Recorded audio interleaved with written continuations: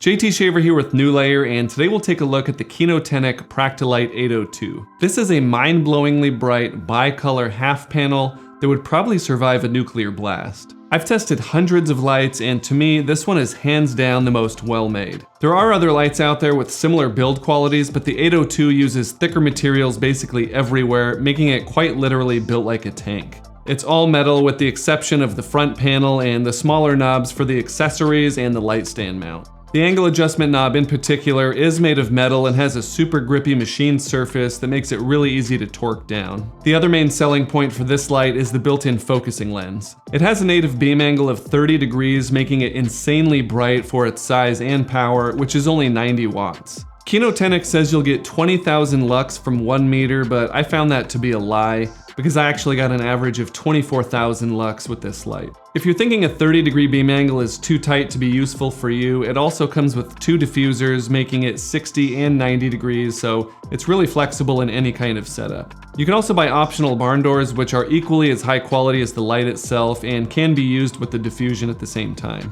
One last positive about the build quality is that with so much metal going on, the housing of the light acts as a heat sink. So the body itself helps to passively cool this light, meaning it has no fan and is absolutely silent all of the time. These lights also have an IP54 rating, meaning they're highly dust resistant and they're fully protected from water splashing at any angle. As long as you're not shooting this thing with a pressure washer or fully submerging it in your pool or bathtub, then it's essentially fully waterproof. The controls on the back panel are really simple and allow you to change the brightness and color temperature, as well as jump between presets of 3200 Kelvin and 5600 Kelvin. If you want to control this light from a remote location, you're in luck because it does have DMX support as well as support for their mobile app. The mobile app is really simple and supports up to 6 lights at a time. The 802 runs on AC power as well as V-mount or gold mount batteries with the optional battery plate adapter. Since it does use so little power, you will get about an hour of runtime out of a small 95 watt-hour battery, but again,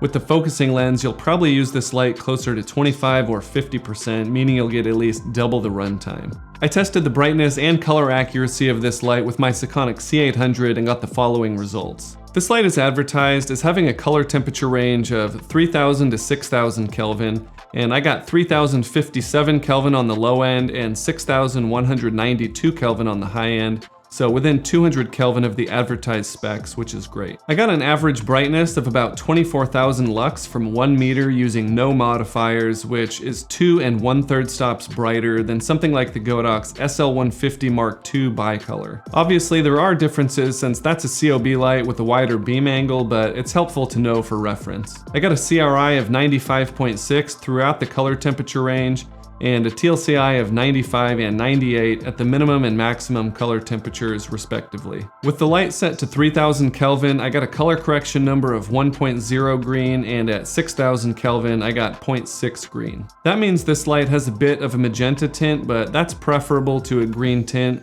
and LED lights typically turn more green over time. The vast majority of LED lights I measure come in around 0.5 green at daylight, and between 0.5 and 1 green on the tungsten end, so these lights will pair well with most other brands. I got an SSI of 83 versus the tungsten standard, which is great, and 70 versus the daylight standard, which isn't quite as impressive, but still good enough that you should have no color rendering issues with these lights. If you want to see all the measurements I took, I'll have links in the description to my light comparison tool. It uses real-world measurements instead of manufacturer-provided specs, so you can more fairly compare lights from different brands. The most similar light to this one that I've tested is the Lupo Actionpanel, because that one also has a focusing lens. That's a great light too, but the Practilite 802 does have significant advantages. The 802 is 1 1/3 stops brighter, has a bigger surface area, includes diffusers, has a bigger color temperature range, is weather resistant, fanless, and the build quality is simply second to none. This is one of the very few lights that can be used outdoors in full sun because this light is just over 1 stop dimmer than the sun itself. That makes this an excellent choice for on-location lighting both indoors and out. At $9.99, this is an expensive light, but for the brightness and build quality, I think it's totally worth it for certain people. Whenever I do reviews, I always reach out to the brands and see if I can get you guys a discount code or something. And Kinotehnik emailed me back and was really excited for that. So they gave me a coupon code for 25% off, not just the 802 panels, but the 602 Fresnel lights as well, including all of the kits. You do have to order directly from their website, but they're doing free international shipping as well. I'll have the code and links in the description if you want to check that out, but before you go, I do have a few more thoughts on the 802. Overall, if you're a solo creator needing something for YouTube videos, it might be a bit overkill, although it is really fun to use. If you do a lot of client or on-location work, I think the 802 is an excellent investment considering just how long these lights could last. And they're ideal for renting out because they're compact, portable, and nearly indestructible. Links are in the description if you want to check these lights out further. That's it for now, thanks for watching, and I'll see you next time.